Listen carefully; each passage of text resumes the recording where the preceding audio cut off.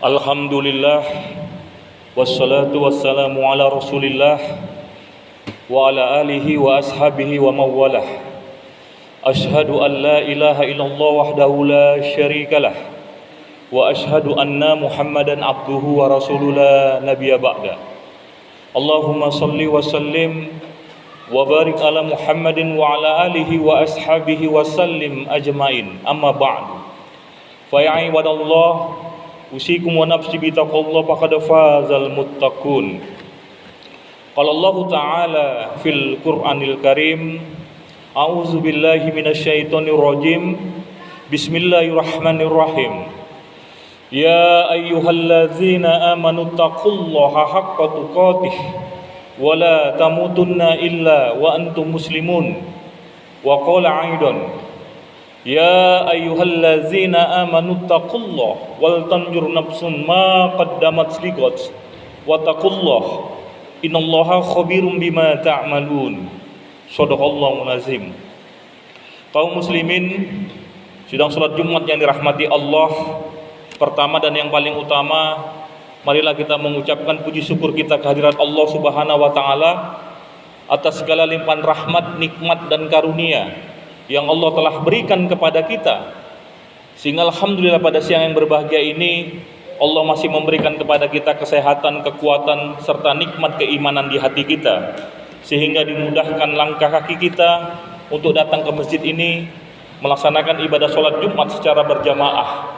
Mudah-mudahan kehadiran kita di masjid ini menjadi bukti bahwa kita adalah hamba-hamba yang taat kepada Allah Subhanahu wa taala.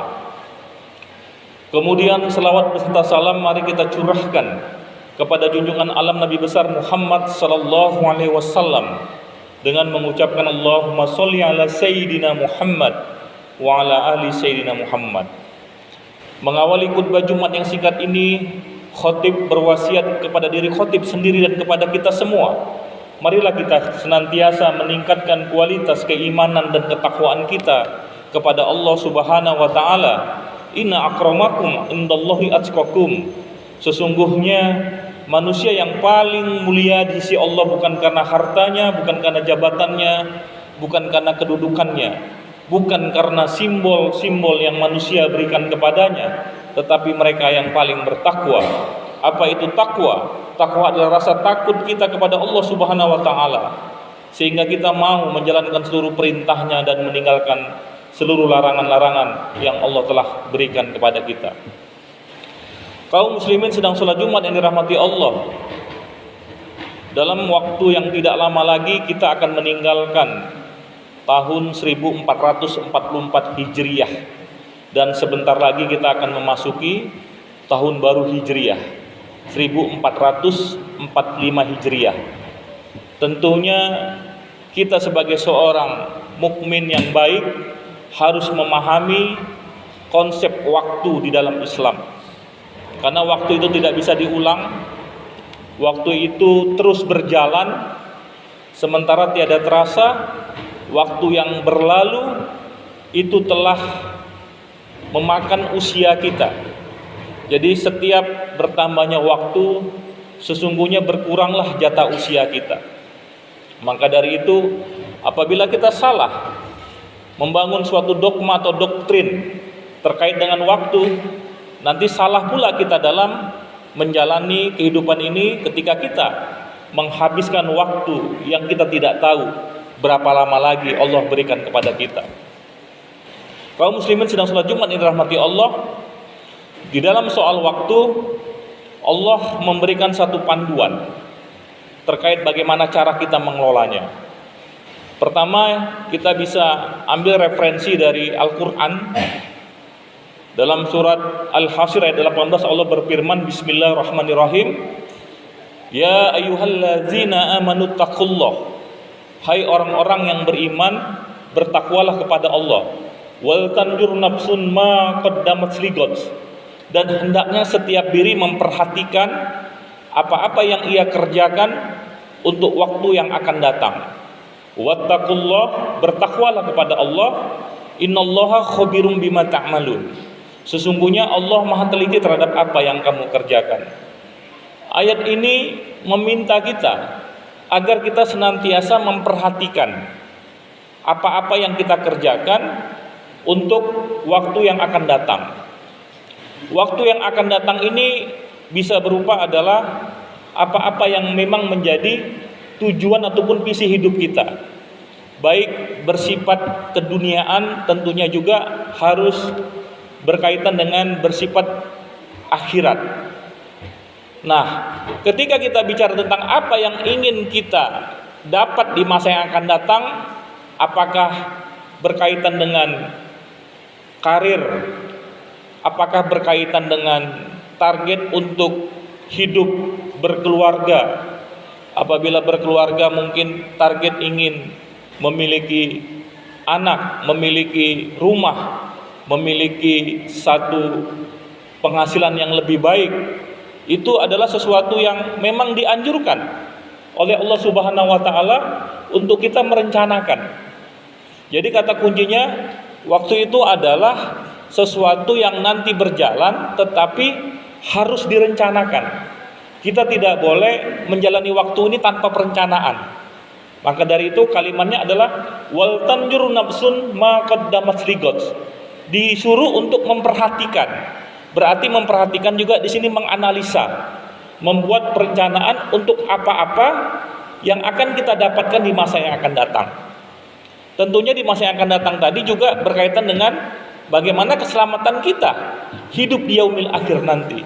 Maka dari itu setelah kita mengetahui apa-apa yang ingin kita dapatkan di masa yang akan datang, baik yang bersifat keduniaan maupun yang bersifat akhirat, maka seluruh proses kehidupan kita, seluruh aktivitas kehidupan kita harus mengarah kepada jalan yang menuju terhadap keberhasilan kita. Maka dari itu kita tidak akan mungkin menyia-nyiakan waktu apabila waktu yang kita sudah susun ini nanti tidak berdampak terhadap capaian kita untuk mendapatkan target kita yang akan datang. Contoh, misalnya seorang mahasiswa ingin mendapatkan nilai A dalam sebuah mata kuliah, maka dia menyusun program agar bagaimana supaya dia mendapatkan nilai A. Misal tidak akan bolos kuliah, atau menyelesaikan studi ataupun tugas-tugas dari dosen. Kemudian selalu belajar untuk ketika nanti ujian tengah semester dan ujian akhir semester bisa menjawab. Maka waktunya tidak akan sia-siakan. Maka tidak ada lagi waktu misalnya main game, atau waktu yang dia kemudian dalam posisi dalam ilmu manajemen waktu ya, time management itu ada 4 kategori waktu. Yang pertama penting, kemudian genting. Nah, ini sering kali ya. Jadi ada penting, ada genting. Ini jangan sampai seperti ini kita. Penting, genting itu terburu-buru. Di situ mau ujian, di situ kita belajar. Ada juga waktu itu penting, tidak genting. Nah, ini yang baik. Berarti kita menggunakan waktu untuk sesuatu yang penting tapi tidak terburu-buru. Yang tidak baik itu tidak penting dan tidak genting. Ini seringkali bisa jadi kita habiskan waktu, misalnya apa? Menonton YouTube terlalu lama yang tidak bisa berdampak terhadap suatu keilmuan kita. Atau mungkin kongko-kongko, ngobrol-ngobrol, menggunakan waktu secara sia-sia, sehingga kita berada pada posisi waktu kita itu tidak penting dan tidak genting. Maka dari itu kaum muslimin sedang sholat Jumat yang dirahmati Allah, mari kita jaga waktu kita. Karena menurut Imam Al-Ghazali, waktu itu adalah ya, jarak hari ini dengan kematian kita. Itulah waktu yang tersisa itu. Jadi kita tidak tahu nih berapa lama ya Allah berikan lagi kepada kita. Maka dari itu kita senantiasa bermuhasabah, senantiasa memperhatikan apa-apa yang kita kerjakan kemudian nanti bisa berdampak terhadap keselamatan kita di yaumil akhir nanti. Kaum muslimin sedang sholat Jumat yang dirahmati Allah. Kemudian untuk bagaimana kita mengukur waktu agar waktu kita ini adalah waktu yang sesuai dengan apa yang diinginkan oleh Allah Subhanahu wa taala, kita juga bisa mengacu dari sebuah surat yang sangat populer yang insya Allah kita semuanya hafal. Di dalam surat Al-Asr Allah berfirman, wal asri, demi masa, demi waktu. Wal asri innal insana lafi husri. Allah mengatakan bahwa waktu yang Allah sudah berikan, baik hari ini mungkin kita masih anak-anak, atau mungkin sudah remaja, atau mungkin sudah dewasa, atau bisa jadi di usia senja. Allah mengatakan semuanya sia-sia.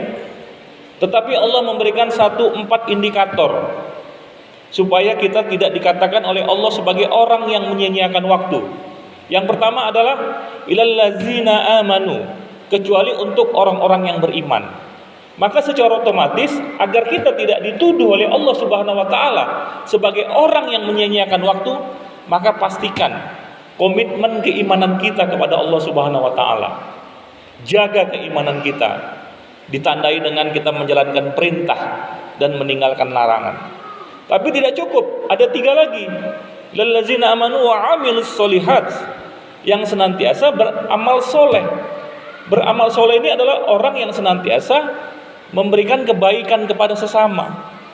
Dia memiliki berbagai macam peran yang bisa memberikan kemanfaatan.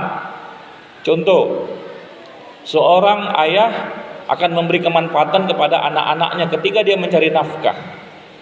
Dan juga tentunya seorang suami kepada istrinya. Seorang anak, bagaimana cara memberikan kemanfaatan adalah dengan cara birrul walidain, berbakti kepada orang tua, tidak menyusahkan hati orang tua, tidak membuat orang tua menjadi gelisah karena perilaku kita. Itu yang sederhana. Kalau mau kita tingkatkan peran kita, mungkin kita hari ini menjadi pengurus masjid, maka kita berperan untuk bagaimana membuat masjid ini semakin ramai, masjid ini semakin baik, semakin nyaman dan seterusnya. Kalau kita mau berperan di lingkungan remaja masjid atau di lingkungan tempat kita tinggal, mungkin kita bisa menyelenggarakan berbagai macam kegiatan-kegiatan yang baik untuk masyarakat. Kalau kita orang kaya, maka kita amal solehnya mungkin bisa membantu secara finansial. Mungkin kita tidak sempat punya waktu karena kesibukan kita sebagai seorang pengusaha atau profesional. Tapi kita bisa beramal soleh juga dengan cara apa? Dengan cara membagi sebagian rezeki kita untuk kepentingan masyarakat. Kalau kita orang yang pintar, punya ilmu, maka kita bisa berbagi dengan pengetahuan kita. Mungkin pandai di antara kita di sini yang mengaji, yang tahsinnya bagus, kita bisa menjadi pemuda yang bisa mempelopori untuk bagaimana maghrib mengaji, kumpulkan anak-anak di masjid, ajarkan mereka mengaji. Itu amalan solehah. Artinya waktu yang kita gunakan sesuai dengan apa yang diinginkan Allah Subhanahu wa taala, yakni bisa memberikan manfaat kepada sesama sesuai dengan potensi kita.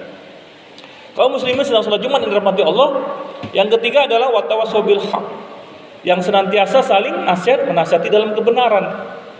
Intinya di sini kita disuruh untuk berdakwah, disuruh amar ma'ruf nahi mungkar sesuai dengan kemampuan kita, saling mengajak bernasihat dalam kebaikan dan kebenaran.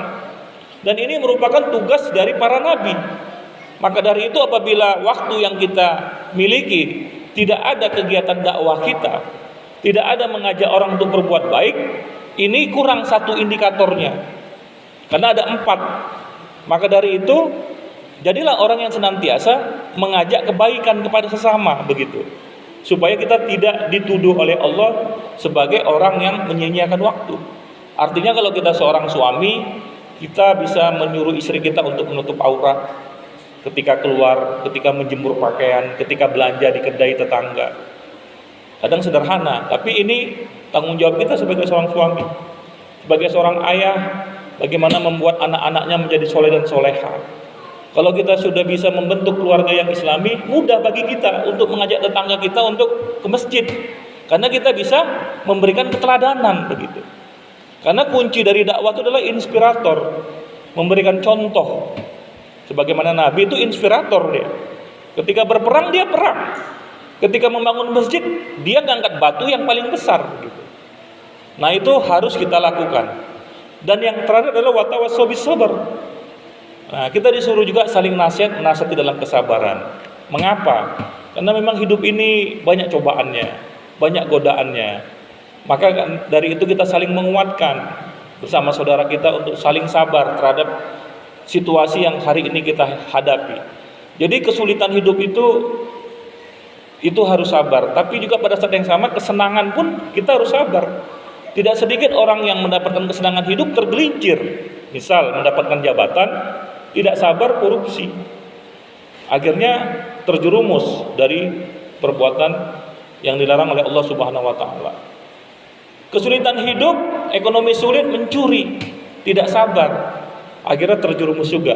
Jadi apapun peristiwanya, mau susah, mau senang, mau sulit dalam hidup, mau mudah dalam hidup, tetap kita harus sabar karena sama-sama ada cobaannya. Ya, menghadapi anak yang nakal harus sabar. Menghadapi situasi masyarakat yang kurang kondusif kita harus sabar.